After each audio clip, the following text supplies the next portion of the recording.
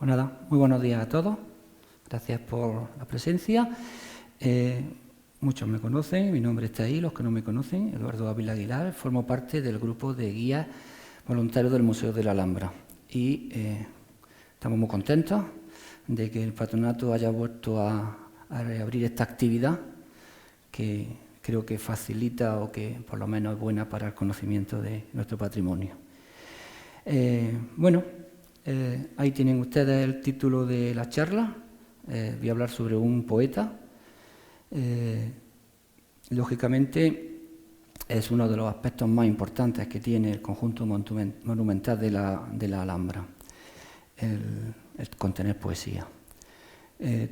Los que normalmente visitamos el conjunto de la Alhambra en general, todos me imagino que lo hemos visitado más de una vez, siempre quedamos admirados de la magnífica decoración que tiene este monumento, excelsa que es. Eso ha dado pie a que se estudie con mucho interés la parte dedicada a la epigrafía.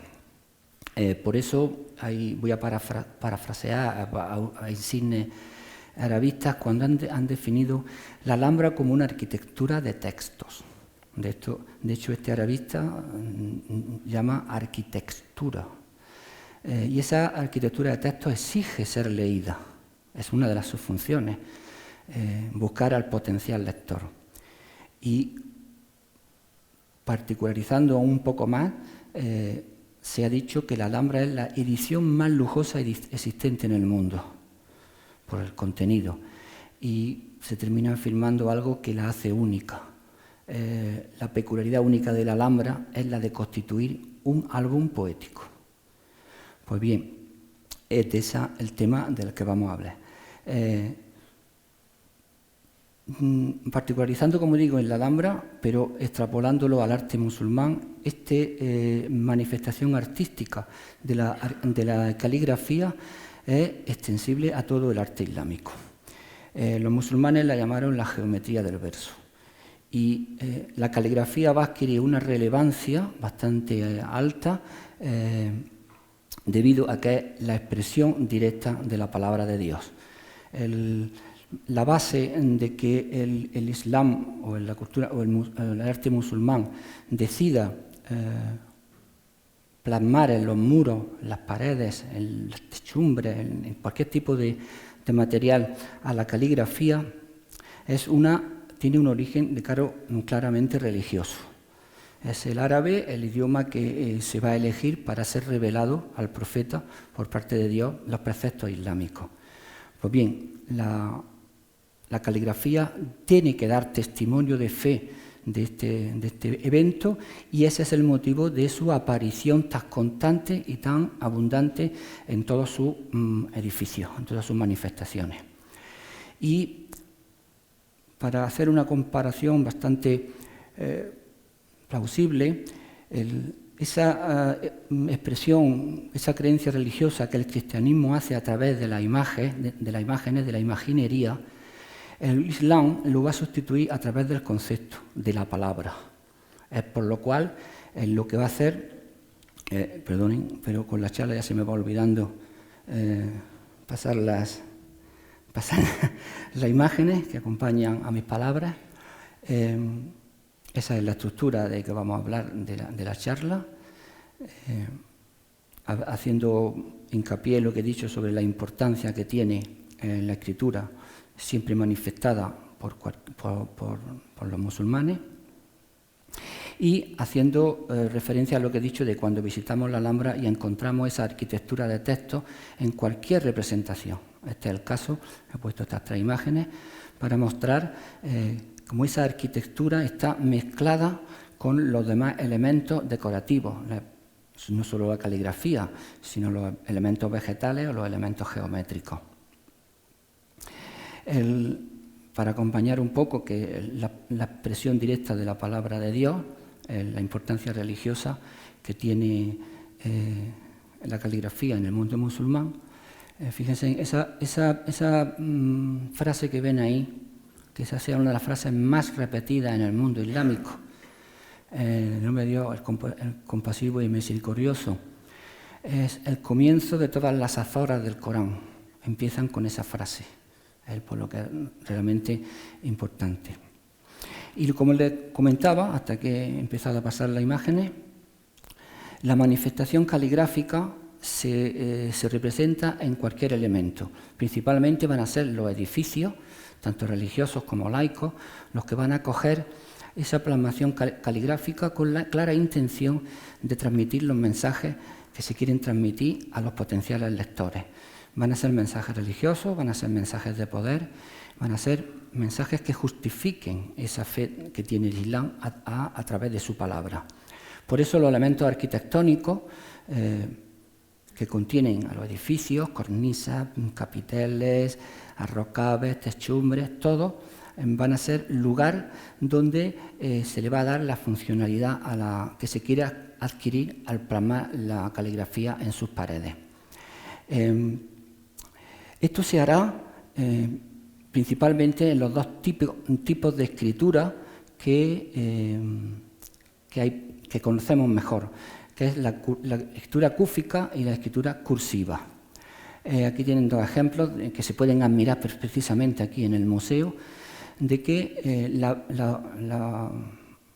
escritura de los orígenes fue la cúfica, la que tienen ustedes ahí a la derecha, la cúfica, una escritura mucho más solemne, precisamente la que se eligió para empezar a codificar los primeros Coranes, angulosa, muy rectilínea, vedada a mucha gente, porque estaba destinada a los cultivados, y posteriormente, cuando aparezca la cursiva, la que tienen ustedes aquí a la izquierda, mucho más curvilínea, mucho más esbelta, mucho más decorativa y mucho más al alcance de más población. La Alhambra contiene de las dos. Lógicamente, es más fácil de identificar este tipo de escritura que la cúfica. Es bastante más fácil. Pues bien, como digo, la escritura se va a adaptar y va a tomar forma en cualquier tipo de material. Se van a utilizar cuando la escritura va a pasar de los elementos solemnes, como edificios, grandes edificios, a los profanos y domésticos, como son las simples platos, vajillas, cerámicas, maderas decorativas. Se va a ir adaptando a cualquier elemento y siempre con la clara intención de captar la atención del lector y darle forma a muchos de los materiales que se utilizan para ello. Fíjense en la cerámica, son sumamente repetidas estas imágenes, en este caso en cerámica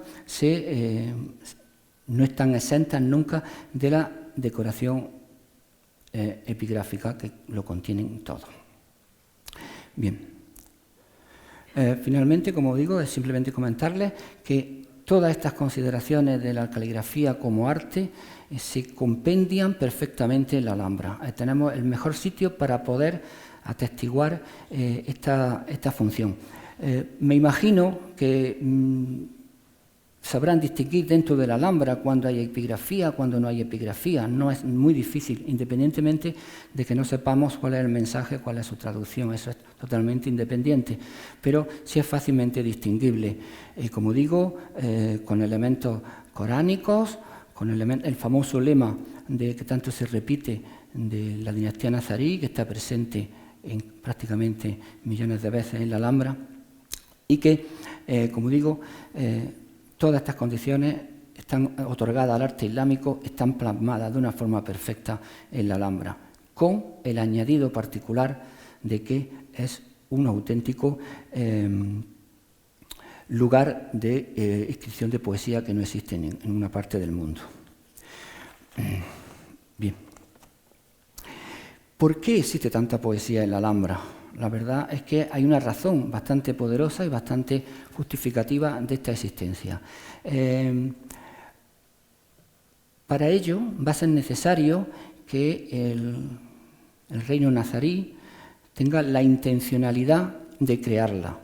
Va a ser con Muhammad II, con el segundo de los alamares, llamado precisamente el alfaquí, por esa inquietud cultural que tenía, el que va a crear un departamento, va a crear un órgano oficial para institucionalizar esta elaboración de poesía.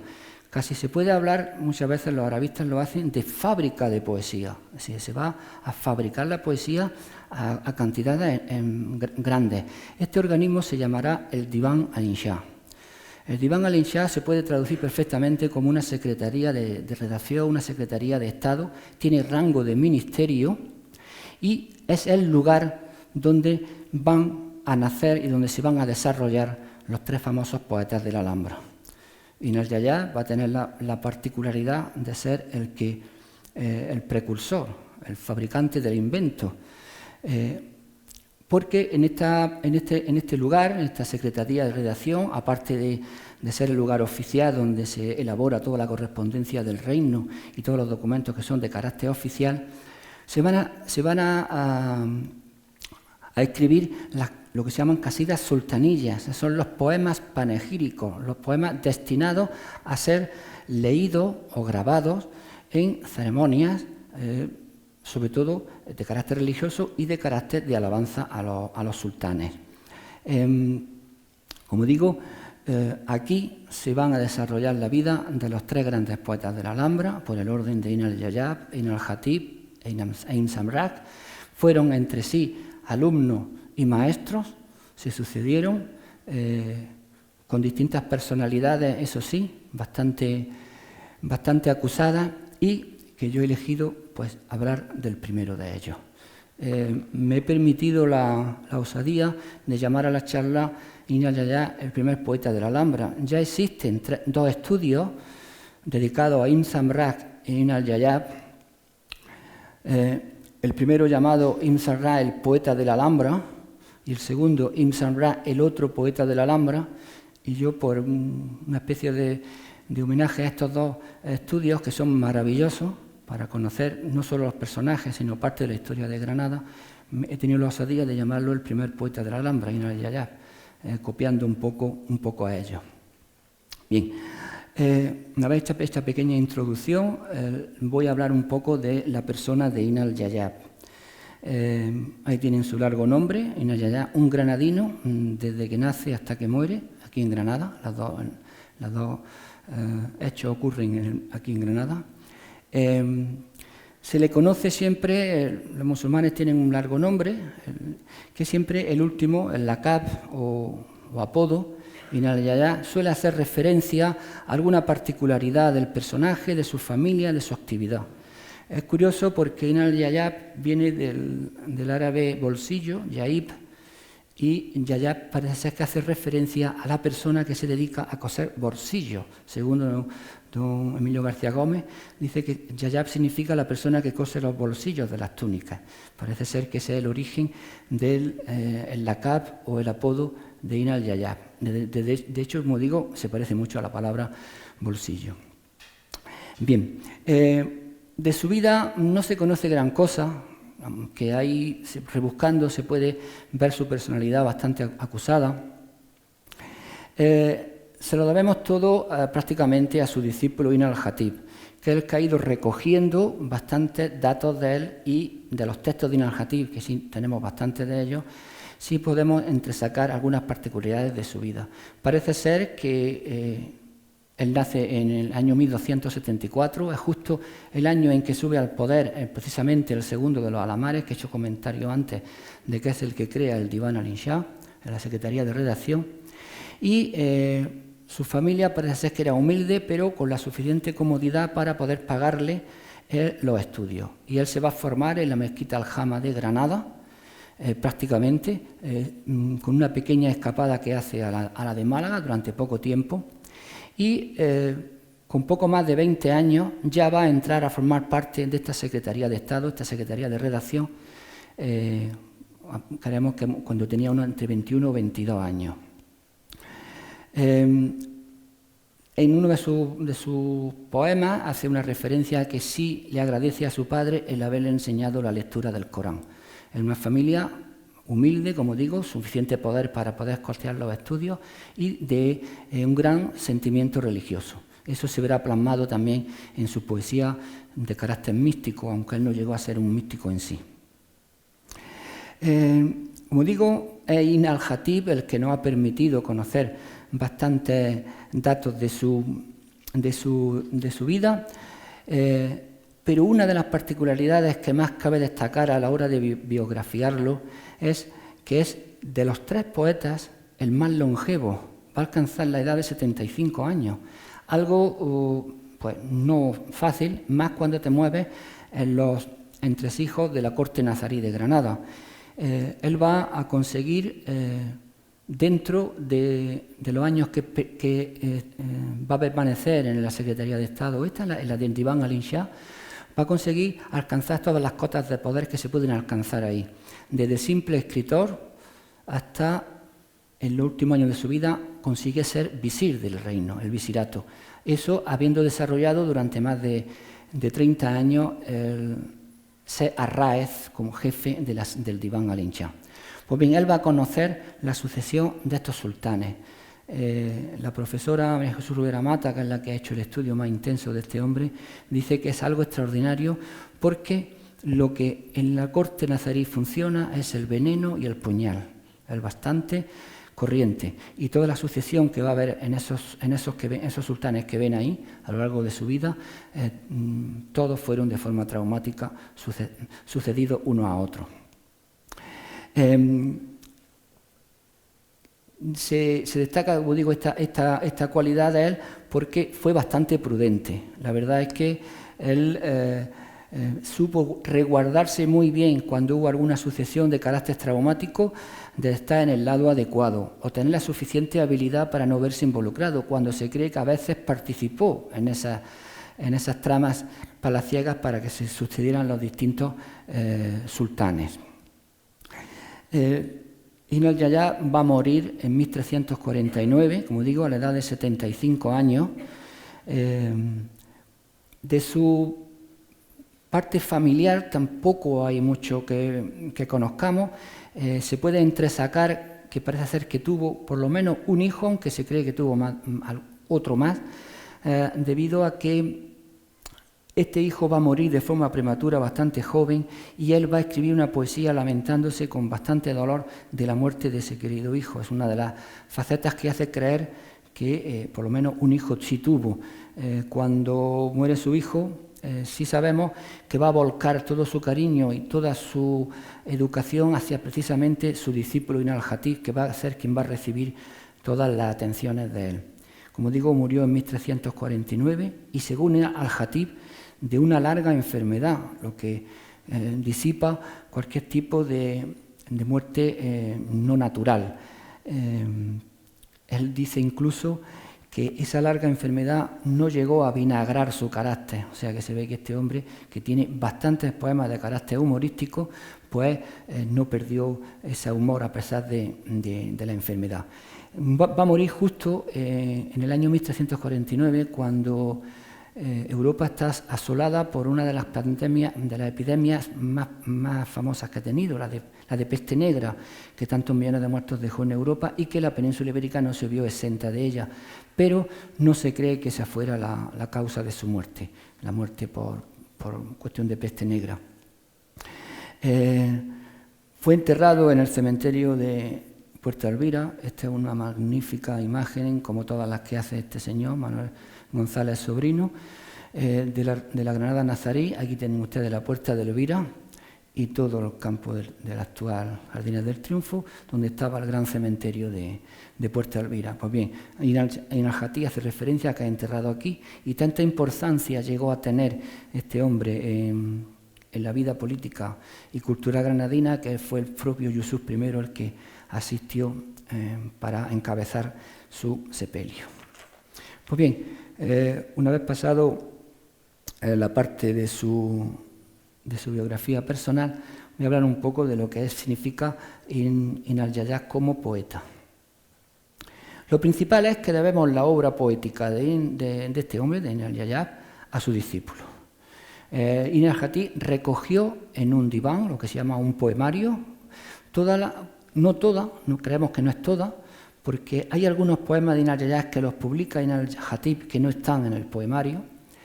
Lo que sí hizo fue recopilarlo ante la negativa de que Ibn al-Yayah lo hiciera por sí mismo. Cuando él vio que no lo hacía, pues su discípulo fue el que se encargó de recogerlo. Y este manuscrito actualmente existe y está en la Dar al-Kutub, lo que es la Biblioteca Nacional de Egipto, en el Cairo. El manuscrito está en un estado verdaderamente lamentable, a opinión de la profesora María Jesús Rubera Mata, que lo hace totalmente ilegible. El haber podido ser encontrado y estudiado se debe a que en el año 1917, o sea, a principios del siglo XX, la Biblioteca del Cairo tuvo la feliz idea de hacer una copia, cuando aún todavía era bastante legible. Y es en la copia en la que se ha podido basar la profesora para hacer su estudio, que fue la base de su tesis doctoral, y editarlo y publicarlo parcialmente. Lo digo porque es un libro que está publicado por el Patronato de la Alhambra.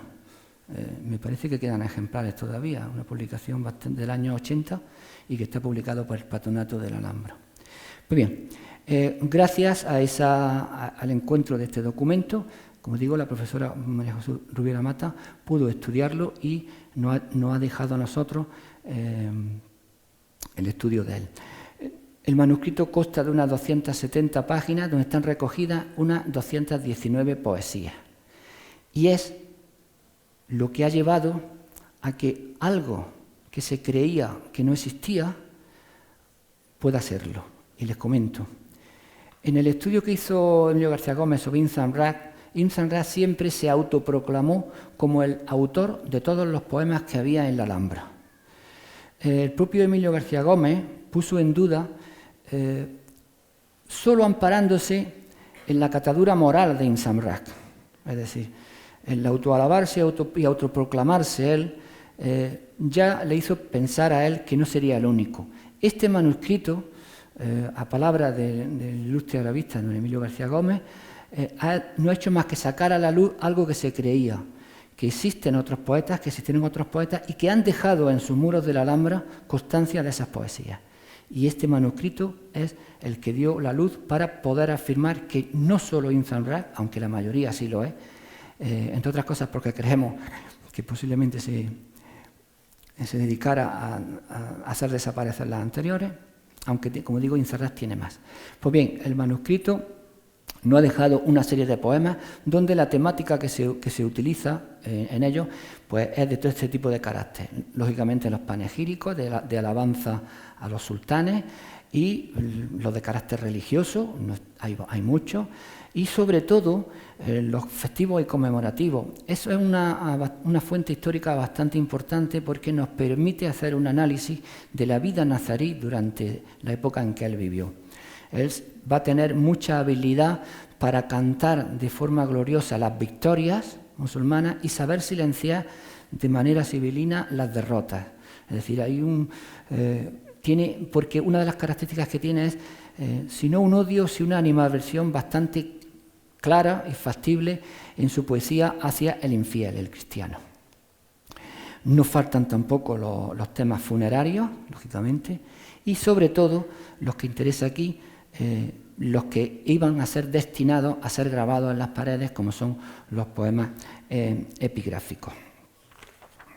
Bien, como poeta también se ha juzgado la poesía de la Alhambra como una poesía muy repetitiva. El hecho de que tanto Ibn al-Yayá sea el maestro de Ibn al-Jatib de Ibn Samrah, es decir, se ha ido pasando el estilo de uno a otro, y por eso se encuentra mucho paralelismo en poemas tanto de uno como de otro. No obstante, ya ahí no alcanzo yo, pero sí me creo lo que dice algún arabista de que sí hay diferencias de calidad de uno a otro. Pero también se acusa a la poesía de la Alhambra de tener falta de lirismo.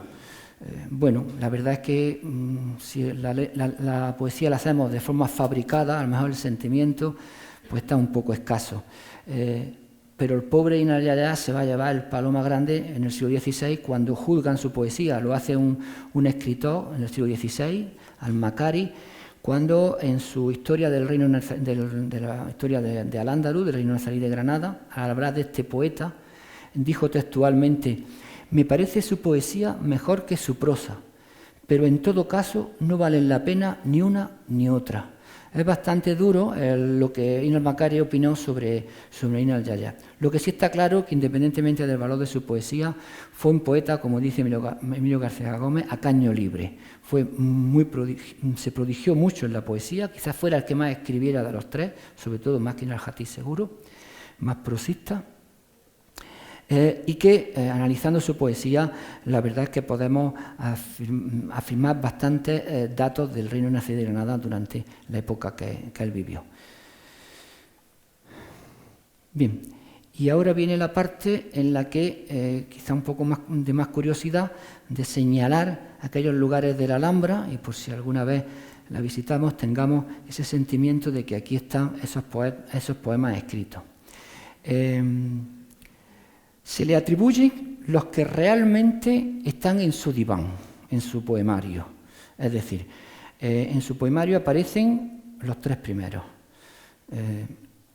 tanto los del Partal, el Generalife, como la Torre de la Cautiva. Lo he puesto en ese orden, respetando el orden cronológico del reinado en el que se escriben cada uno de ellos.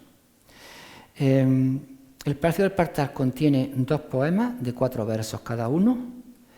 El Palacio del Generalife tiene 3 poemas de 10 versos, uno largo, 2 de 5 versos.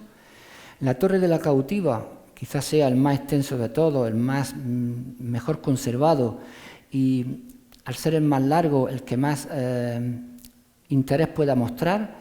Tiene 4 poemas de 8 versos cada uno, curiosamente ubicados, como lo verán ahora. Y no es extraño que los otros 3 sean también de él, pero estos no aparecen en el diván que estudió la profesora Rubiera Mata. La de la alcoba central del Salón de Comares quizás sea el que tiene más dudas. Ese tiene un poema de 6 versos, es que están 3 en un ala y 3 en otra. El baño de Comares tiene uno de 6 versos, un poema nada más. Y en la Alhambra, ahí en el museo, tenemos los epitafios, 3 epitafios de los sultanes del cementerio real de la Alhambra, y no es extraño que el epitafio de Muhammad II, cuando ya Inal Yaya se encontraba desempeñando su labor en el Diván al-Insha, en la Secretaría de Estado, que redactara el epitafio de Muhammad II a su muerte, porque en el diván sí existe un poema de 10 versos dedicado a la muerte de Muhammad II.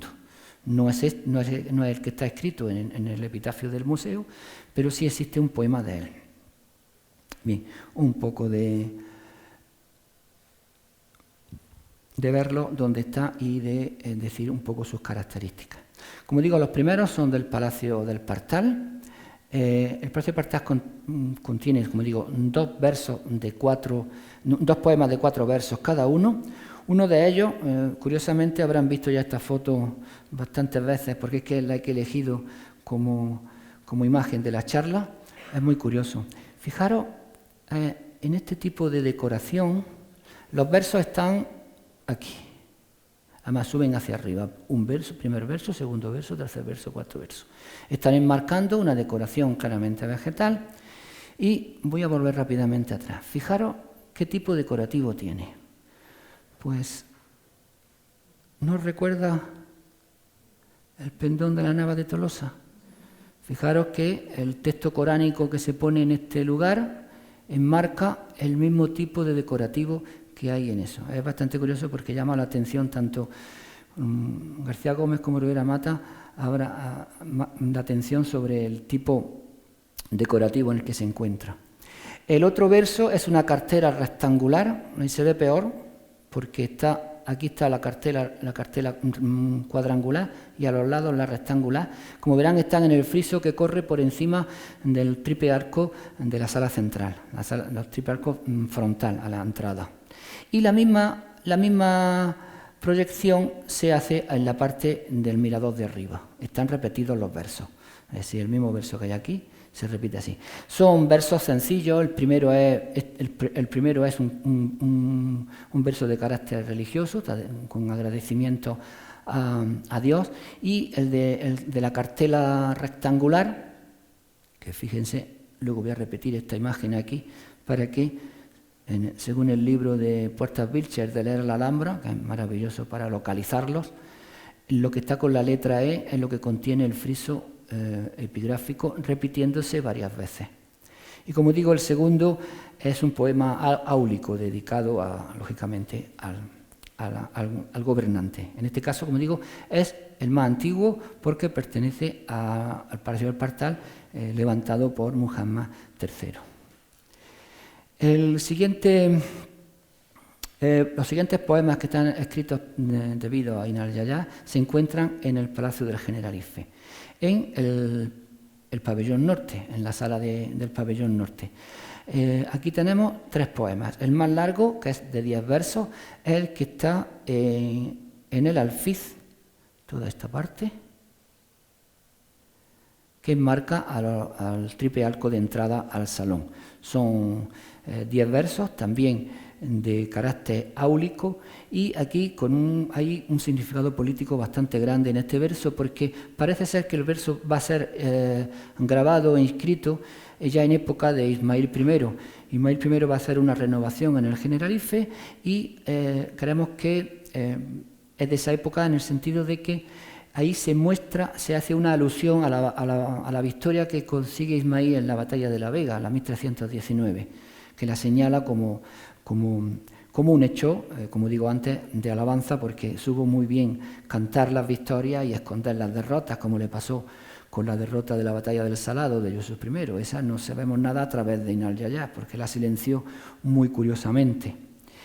Como digo, este es de 10 versos el poema. En las fotos que hice, aparte de la que es totalmente completa, aquí podemos ver que asciende desde la derecha, asciende el poema hacia allá, se mantiene en horizontal y desciende en la parte izquierda conforme miramos al pórtico de entrada al salón. En el libro de Puertas Vilches podemos ver en la letra G es donde está ubicado el poema. Dentro del Generalife, una vez que traspasamos el triple arco de entrada, en el arco de acceso que hay dentro, en las 2 tacas que hay en la parte baja de la entrada, también contienen 2 poemas de Inal Yaya. Son muy parecidos entre sí y también tienen alusiones a la estancia y una cierta alusión política. Este está completo, como podéis ver, está bastante bueno, pero el de la izquierda, ha perdido toda esta parte de abajo y da una casualidad.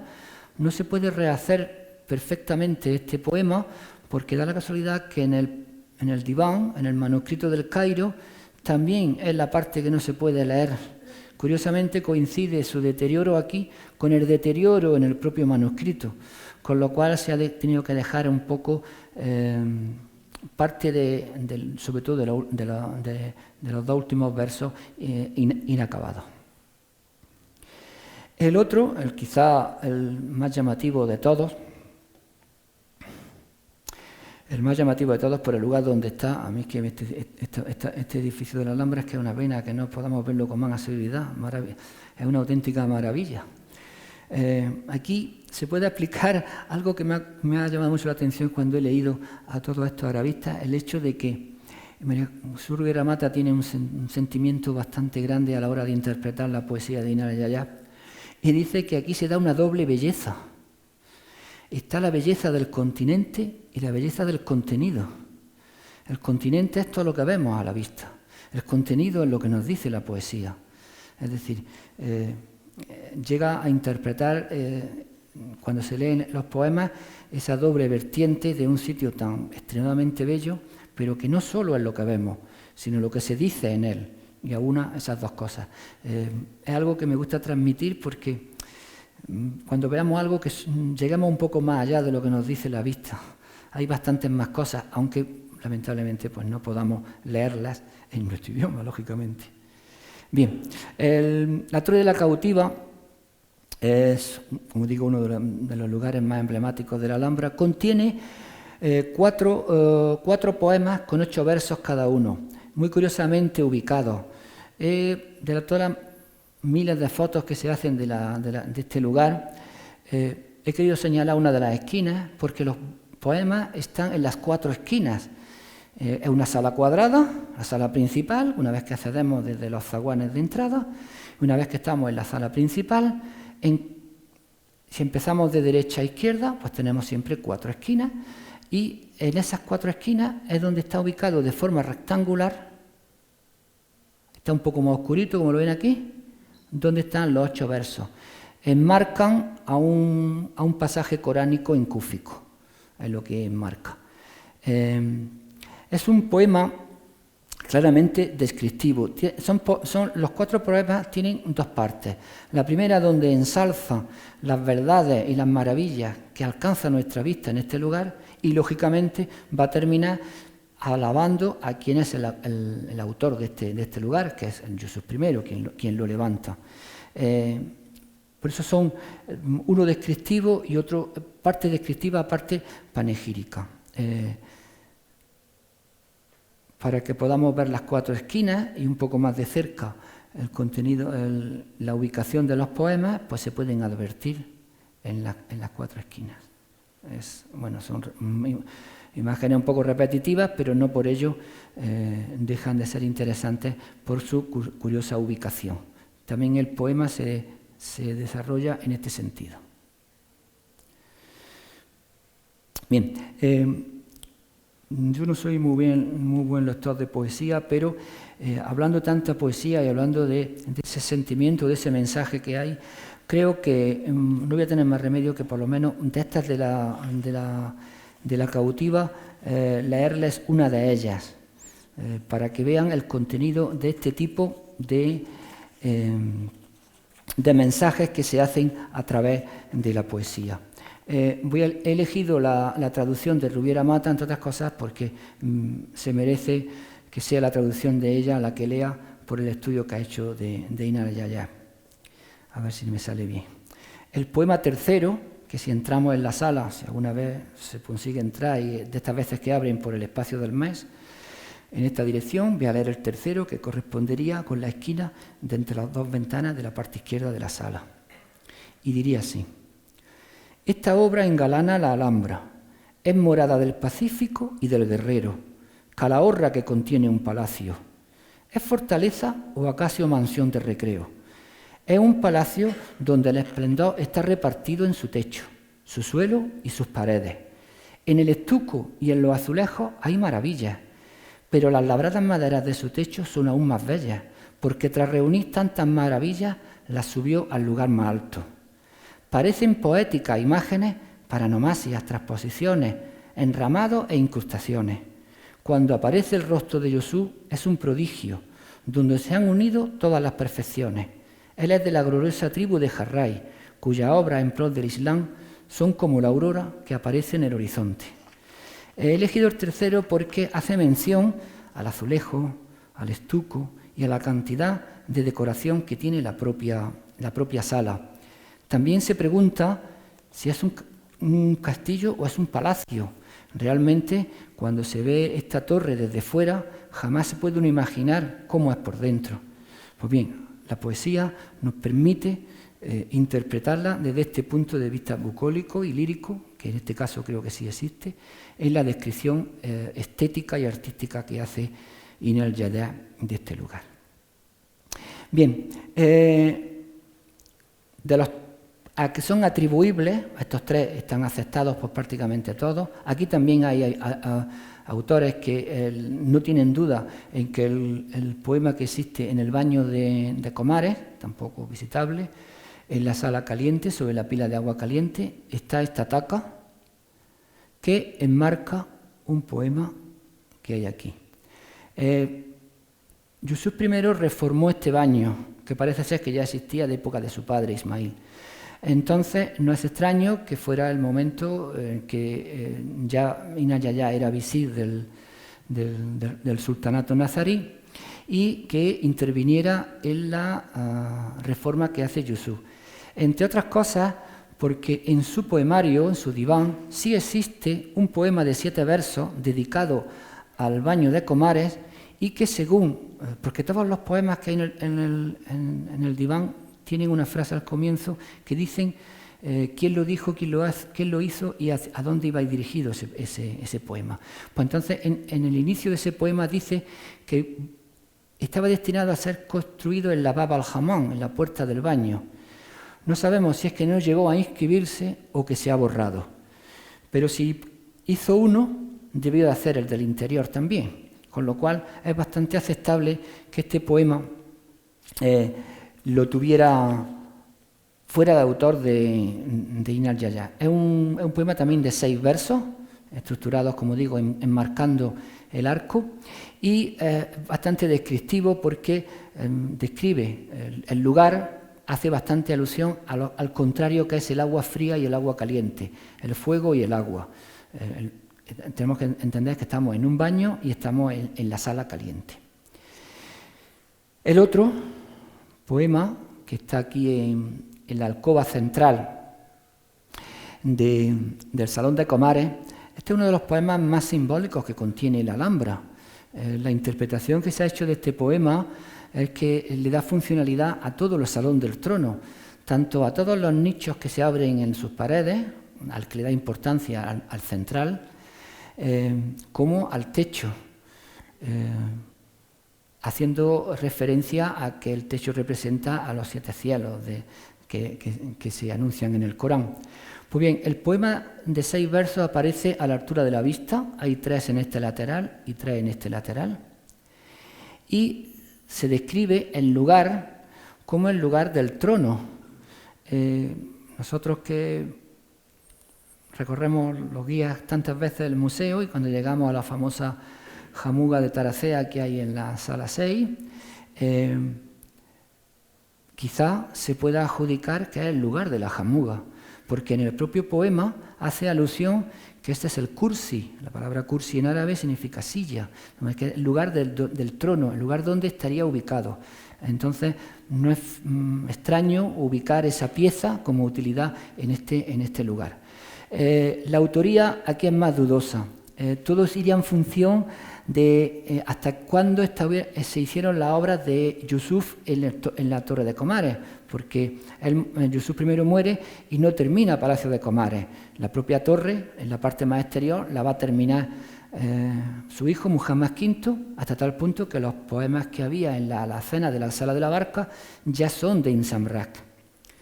Entonces, estos tuvieron que ser a la fuerza de la época de Ibn al-Jayab, o si Ibn al-Jayab había muerto, cuando todavía Yusuf estaba levantando esta torre, se le atribuyen a él o a su discípulo Ibn al-Jatib. Aquí sí es verdad que hay algo más de dudas.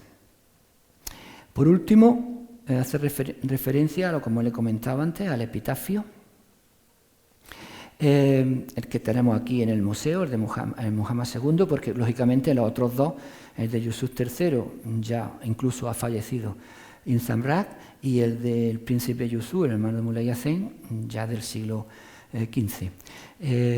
Este sí es factible que pudiera ser de Ibn al-Jayab. De hecho, Antonio Fernández Puertas lo afirma totalmente.